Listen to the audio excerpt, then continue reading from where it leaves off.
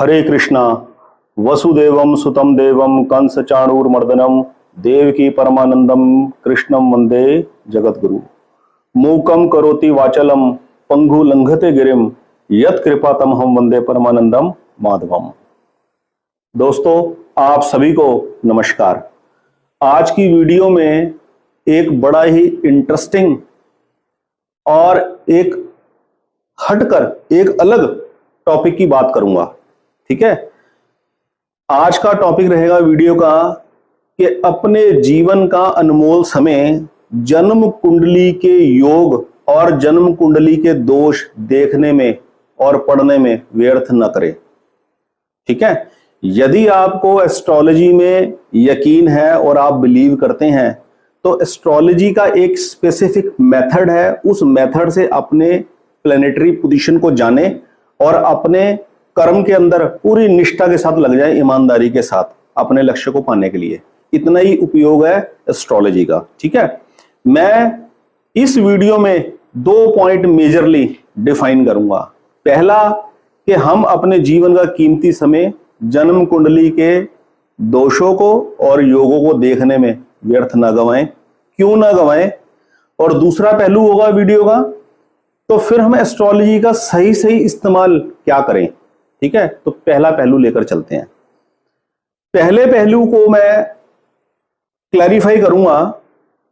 मेरे इस YouTube channel के ऊपर एस्ट्रोलॉजी की चर्चा का जो फाउंडेशन स्टोन है वो ये है कि व्यक्ति के जीवन में ग्रह, नक्षत्र, योग, करण, राशियां सुख दुख का कारण नहीं होती।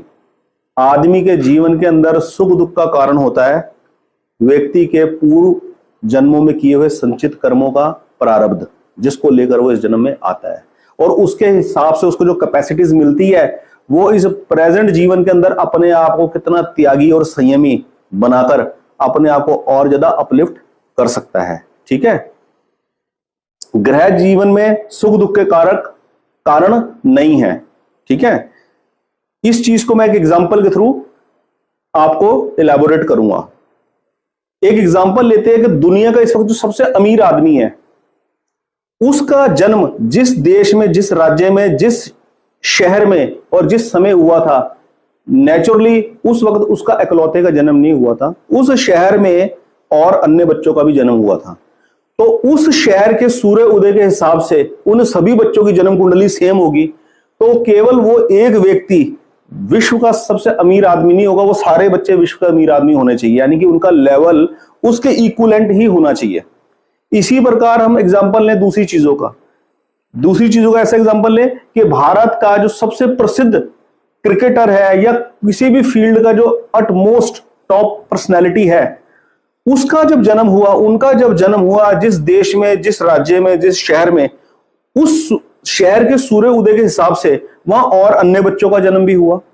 तो क्या किसी एस्ट्रोलॉजर के पास, किसी कंप्यूटर में, दुनिया के किसी कंप्यूटर में ऐसा कोई डेटाबेस है किसी एस्ट्रोलॉजर के पास कि आज अगर हम बात करें कि हमारे देश के जो सबसे अमीर आदमी है, जो सबसे अमीर उद्योगपति है, उनका जन्म जब हुआ था उस शहर में अन्य और बच्चों का भी जन्म हुआ था उसी समय पर, तो वो जन्म कुंडलियां सारी सेम है? तो क्या उन सभी का जीवन शैली सेम है? उन सभी की जीवन शैली बराबर है? ऐसा हो सकता है? ये ऐसा नहीं हो सकता। ये हमारी कॉमन सेंस कहती है ऐसा नहीं हो सकता। ठीक है, और ना ही कोई इतना लेंथी कोई प्रोजेक्ट वर्क पहले किसी ने किया है या कोई अब करेगा। मान लीजिए दिल्ली शहर हम चुनते हैं, दिल्ली शहर का एक स्टैंडर्ड सूर्योदय टाइम है। ठीक है, आज सुबह का एग्जांपल लेते हैं कि आज सुबह 9 बजे जितने भी सरकारी अस्पताल है, जितने भी प्राइवेट हॉस्पिटल है, जितने भी प्राइवेट क्लिनिक्स है, वहां 9 बजे जितने भी बच्चों का जन्म हुआ दिल्ली शहर के अंदर, उन सबकी जन्म कुंडली सेम है। ठीक है, उन सबकी प्लैनेटरी पोजीशन सेम है, सेम लगन है। 9 बजे जो भी लगन उदय हो रहा था उस लगन के ऊपर जो प्लैनेट जहां जहां बैठे, जिन जिन नक्षत्रों में, जिन जिन राशियों में, सारी कुंडलियां सेम है। हो सकता है 10 बच्चों ने जन्म लिया, हो सकता है 100 बच्चों ने जन्म लिया हो। ठीक है, अब ऐसा कोई रिसर्च करने को तैयार है कि वो आज से लेके अगले 20 वर्ष या अगले 30 वर्ष या अगले 40 वर्ष तक उन सभी बच्चों को बड़ा होते, ग्रो होते हुए देखे और ये देखे उनके चित्त की अवस्था क्या है, उनके शौक क्या है और जीवन में उनका क्या क्या स्तर है? ऐसा रिसर्च वर्क किसी ने पास्ट में किया? ऐसा कोई रिसर्च वर्क नहीं किसी भी एस्ट्रोलॉजर के पास पूरी दुनिया के अंदर। ठीक है, इसलिए ये सच्चाई है कि ग्रह, राशियां, नक्षत्र व्यक्ति के जीवन के सुख दुख के कारण नहीं होती, सुख दुख के कारण होते हैं हमारे किए हुए कर्म, और अभी जो हम कर्म कर रहे हैं उनका रिजल्ट हम भोगते हैं। तो अब दूसरे पहलू की बात कर रहे हैं, फिर एस्ट्रोलॉजी की चर्चा कर क्यों रहे हैं? फिर मैंने एस्ट्रोलॉजी का चैनल स्पेसिफिक बनाया किस लिए? एस्ट्रोलॉजी का चैनल इसलिए बताया है कि एस्ट्रोलॉजी का जो एक्चुअल इस्तेमाल कर सकते हैं, मैं केवल उन टॉपिक्स के ऊपर बात करूंगा। ठीक है, जन्म कुंडली के अंदर लग्न भाव, सुख भाव, विवाह वाला भाव, सप्तम भाव और कर्म भाव, और दोनों त्रिकोण, ये 6 भाव 12 भावों में से सबसे ज्यादा इंपॉर्टेंट है। इन 6 भावों को एनालाइज कर इंडिविजुअल जातक अपने बारे में ये जान सकता है, अपने बारे में ये ठीक अनुमान लगा सकता है कि किस किस क्षेत्र के अंदर जीवन में मुझे किस तरीके से अलाइन होकर चलना चाहिए, जिस हिसाब से मेरी लाइफ के अंदर स्मूथनेस बनी रहे। ठीक है, ये मेन ऑब्जेक्टिव है। तो आज की वीडियो का जो मेन विषय है कि अपना कीमती समय जन्म कुंडली के योग और जन्म कुंडली के दोषों को देखने में और पढ़ने में व्यतीत न करे, अपना समय बर्बाद न करे, सिर्फ जो आवश्यक तथ्य हैं केवल उनको जाने। वो आवश्यक तथ्यों के बारे में मैंने पीछे भी कुछ वीडियोस बनाई हैं, और अब आने वाले समय में मैं और बहुत ही इंटरेस्टिंग टॉपिक के ऊपर वीडियो बनाऊंगा, जैसे कि एक फास्ट ट्रैक अपनाऊंगा तरीका, ताकि आदमी को जल्दी से जल्दी ये चीज लर्निंग करने को मिले। इस वीडियो के बाद मैं बहुत ही जल्द 1 या 2 वीडियो के बाद एक लग्न के ऊपर कुंडली बनाने जा रहा हूं कि लग्न से जाने अपने जन्म कुंडली की पूरी स्ट्रेंथ, उससे बहुत हेल्प मिलेगी उस वीडियो से। ठीक है, तो चलिए आज की वीडियो शुरू करते हैं। मेन ज्योतिष के अंदर ये 5 प्रकार के दोषों को सुना जाता है। ठीक है जी, काल सर्प दोष, मंगल दोष, पितृदोष, गुरु चांडाल दोष और केंद्राधिपति दोष। काल सर्प दोष क्या है, इसकी बहुत विस्तृत चर्चा नहीं करेंगे, थोड़े में चर्चा करेंगे। ठीक है, दोषों के बारे में जानकर कोई लाभ नहीं है। ठीक है, दोषों के बारे में जानकर कोई लाभ नहीं है। हमें हमारे दुखों से अगर कोई मुक्ति दिलवा सकता है ना, और हमें दुखों से कोई रिलीफ अगर दिलवा सकता है, तो वो केवल एक ही शख्सियत दिला सकती है, और वो है परमपिता परमेश्वर भगवान। ठीक है, उन्हीं की प्रेरणा से हमें कोई मार्गदर्शक मिलता है जीवन के अंदर, वरना हम कितने भी हाथ पैर मार ले, अगर हम अपने आप को समझेंगे ना बहुत बड़े लीडर, तो हम अपने आप से कुछ नहीं कर पाएंगे। कर पाएंगे केवल और केवल भगवान की कृपा से कर पाएंगे। ठीक है, इन दोषों की चर्चा बड़े संक्षिप्त शब्दों में करूंगा। काल सर्प दोष क्या है? राहु केतु की एक पर्टिकुलर पोजीशन है, उस पोजीशन के बीच में सारे ग्रह आ जाए, काल सर्प दोष हो गया जी। ठीक है, अब ये अंडरस्टूड है कि जब ये वाली मूवमेंट बनेगी, जब ये पोजीशन बनेगी, प्लैनेटरी पोजीशन, कि राहु सामने है, केतु इधर है, या केतु उधर है, राहु इधर है, और उसके बीच में सारे प्लैनेट आ गए, लेफ्ट में आ गए, सारे राइट में आ गए, तो वो काल सर्प दोष हो गया। तो नेचुरली वो किसी एक बच्चे का तो होगा नहीं। जब ये पोजीशन होगी तो पता नहीं कितने सैकड़ों बच्चे उस शहर में पैदा हो रहे होंगे सूर्योदय के हिसाब से, जो उस काल सर्प दोष के अंदर आ जाएंगे। ठीक है, तो ये भी अंडरस्टूड है कि कोई उनके सभी बच्चों को कोई मॉनिटर नहीं कर रहा उनकी जीवन शैली को। ठीक है, फंसेगा कौन? फंसेगा वो स्पेसिफिक आदमी जो जीवन के अंदर किसी प्रकार का अनकंफर्ट फील कर रहा है, और वो किसी एस्ट्रोलॉजर के पास पहुंच गया, और एस्ट्रोलॉजर ने देखा और देखते बस उसको कोरिलेट कर दिया उसकी प्रॉब्लम को, भाई साहब आपकी जन्म कुंडली में तो काल सर्प दोष है। अब मैं एग्जांपल देता हूं, आज की वीडियो इस प्रकार से लंबी हो जाएगी, क्योंकि अपनी बात को समझाने के लिए एग्जांपल तो देना ही पड़ेंगे। एग्जांपल ये है कि मेरे नोन सर्कल में एक व्यक्ति की जन्म कुंडली के अंदर यही पोजीशन है, राहु केतु के बीच में सारे प्लैनेट्स हैं। ठीक है, उनके जीवन में जितने भी अप एंड डाउन्स आई है ना, जितनी भी अप एंड डाउन्स, वो हमेशा डिमोटिवेट रहे हैं, और हर चीज को ना उन्होंने कोरिलेट कर दिया काल सर्प दोष के साथ, कि ये तो होगा ही होगा, हाँ ऐसा इसीलिए हो रहा है क्योंकि काल सर्प दोष है। ये बिल्कुल गलत बात है, ऐसा बिल्कुल नहीं होना चाहिए। ठीक है, और इसी प्रकार बात करें मंगल दोष की। मंगल दोष क्या है? जन्म के समय मंगल की पोजीशन कुछ स्पेसिफिक हाउसेस के अंदर है, 1 में, 4 में, 7 में, 8 में, 12 में। मंगल अगर हो लगन कुंडली में, D1 चार्ट में, चंद्र में, नवमांश में, तो ये क्या है, ये पोजीशन को कहेंगे मंगल इन पोजीशंस के अंदर लोकेटेड है, तो मंगल दोष है, ये मांगलिक है। ठीक है, उसका क्या नुकसान है? मैंने अपने नॉन सर्कल के अंदर देखा, किसी बच्चे की कुंडली में मंगल दोष होगा, मंगल दोष होगा या मंगल की वो पोजीशन थी, ये वर्डिंग यूज करी है, उस बच्चे का लव अफेयर हो गया किसी बच्ची के साथ, ठीक है। बहुत बढ़िया, दोनों तरफ की फैमिलीज ने रजामंदगी कर ली कि बच्चों को आपस में अच्छा कोऑर्डिनेशन है, बच्चे एक दूसरे को पसंद करते हैं, इन दोनों का मैरिज कर दी जाए। अब लड़के की जन्म कुंडली के अंदर ये मंगल की ये पोजीशन थी। जब आपको पता है कि मुझे शादी करनी यही है, जब मुझे यही शादी करनी है, मैं इसको छोड़ नहीं सकता, और तो ये चांस लेके चलना पड़ेगा ना कि अगर इसकी कुंडली में सेम ये मंगल वाला रिलेशनशिप ना निकली तो आप क्या उसको छोड़ दोगे? तो फिर आपने इस चीज को क्यों अडॉप्ट किया, आपने इस मेथड को क्यों अडॉप्ट किया? पंडित ने जन्म कुंडली को मिलाते वक्त ये वाली बात बोल दी जी, लड़के की जन्म कुंडली में तो मंगल दोष है, लड़की की जन्म कुंडली में नहीं है, क्योंकि मांगलिक दोनों बराबर होने चाहिए तब मैच बनाते हैं, ये मेन लॉजिक चलता है, ठीक है।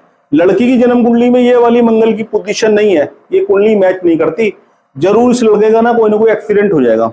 अब पूरी शादी करने के बाद ना खुशियां तो मना ली बहुत अच्छी तरह से, लेकिन दिमाग के अंदर ना एक बात ही अटकी रही पंडित की बताई हुई कि कोई ना कोई एक्सीडेंट हो जाएगा, कोई ना कोई एक्सीडेंट हो जाएगा, और वो सच में हो गया। तो इसलिए मैं कहता हूं कि किसी भी बात को एस्ट्रोलॉजी में किसी की जन्म कुंडली को देख के ना कभी भी कोई नेगेटिव बात ना बोली जाए, कोई नेगेटिव बात ना बोली जाए। एक्सीडेंट जो होना है वो तो हो ही जाएगा, वो तो टाइम आने पे हो ही जाएगा। जब लापरवाही से चलेंगे, कोई ना कोई चूक करेंगे, ड्राइविंग रूल्स को फॉलो नहीं करेंगे या कुछ भी लापरवाही बरतेंगे तो एक्सीडेंट तो होगा। लेकिन किसी को पहले ये वाली बात बता दो तो इसमें ये खुश होने की बात, इसमें खुश होने की बजाय और बड़ा प्राउड फील करने की कि किसी पंडित ने हमें बता दिया था, किसी एस्ट्रोलॉजर ने हमें पहले ही बता दिया था तो उसका कर क्या लिया, बचाव क्या कर लिया? बात तो तब होती ना अगर बचाव कर लेते।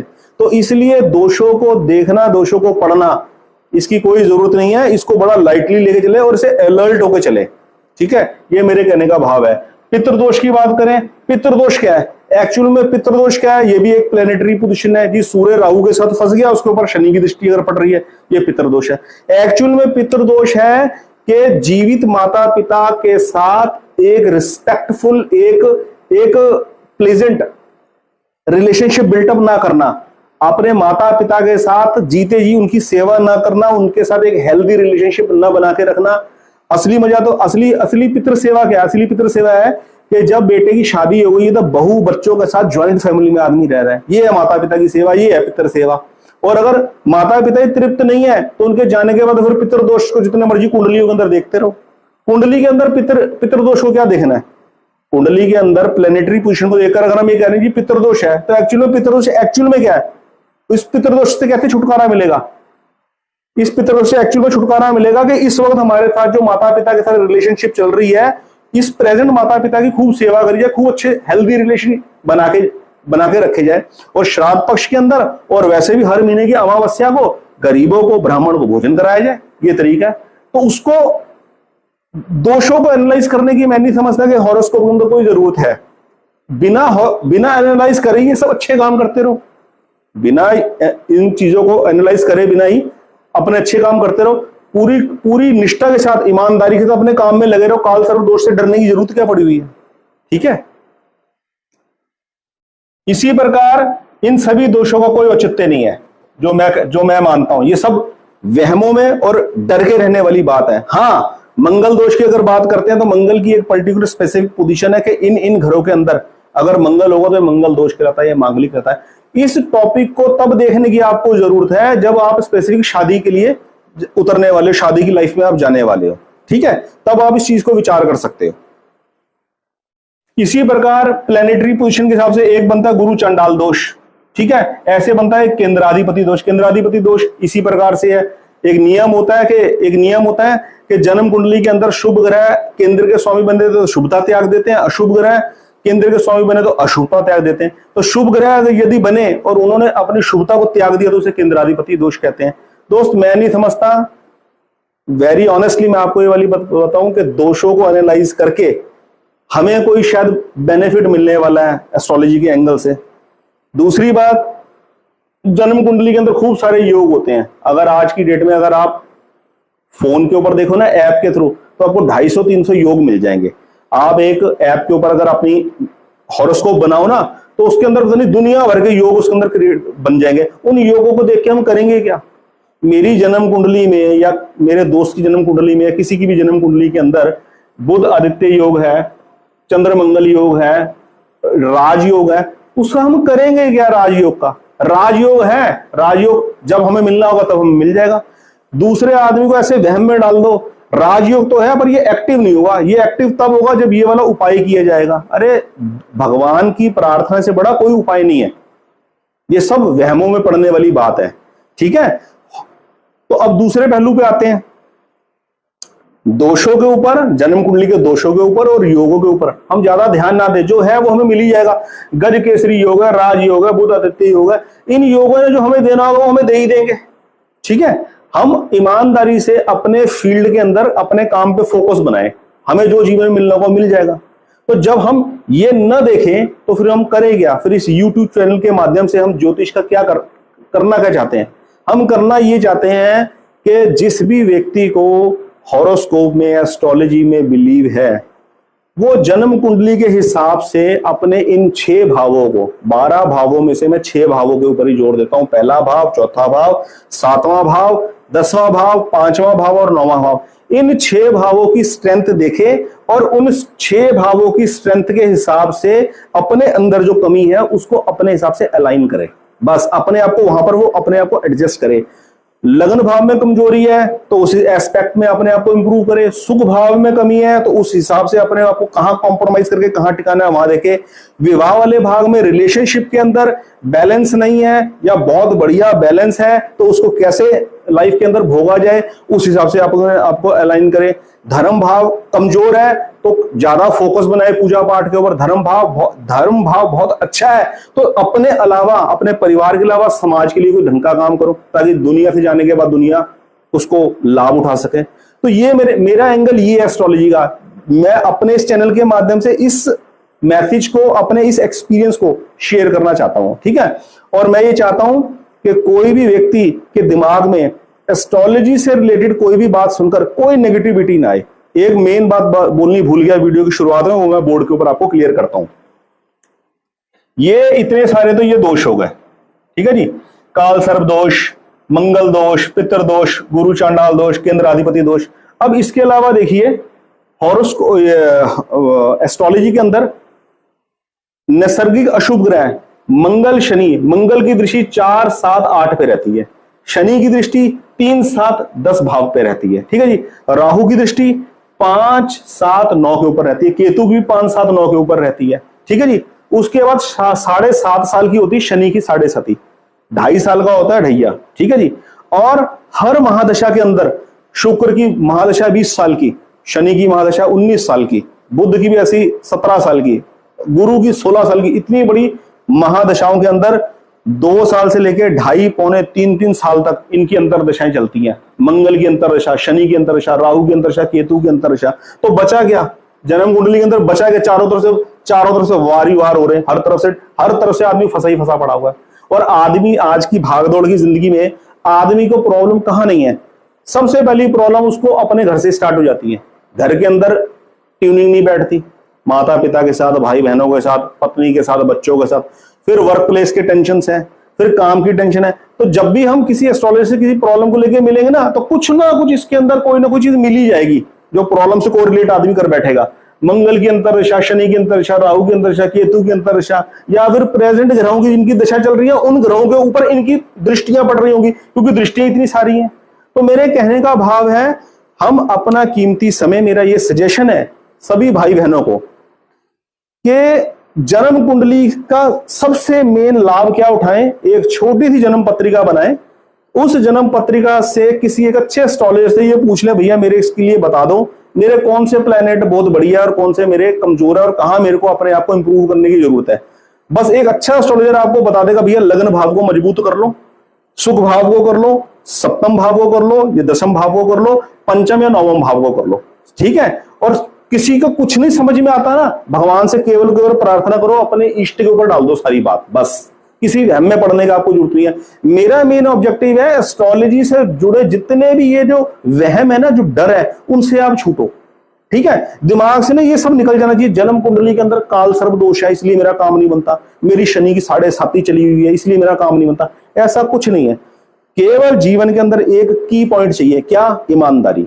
ईमानदारी के साथ अपने काम के प्रति निष्ठा रख के जिस भी घर परिवार में देश काल में हम लोग पैदा हुए हैं, उस हिसाब से प्रेजेंट सिचुएशन के हिसाब से जो अपॉर्चुनिटी मिली है उसे सिर माथे पर रखे उसे उसमें बढ़ते रहो और अपनी कैपेसिटीज को इवेल्युएट करते हुए अपनी चॉइस का कोई दूसरा काम ढूंढते रहो, ठीक है?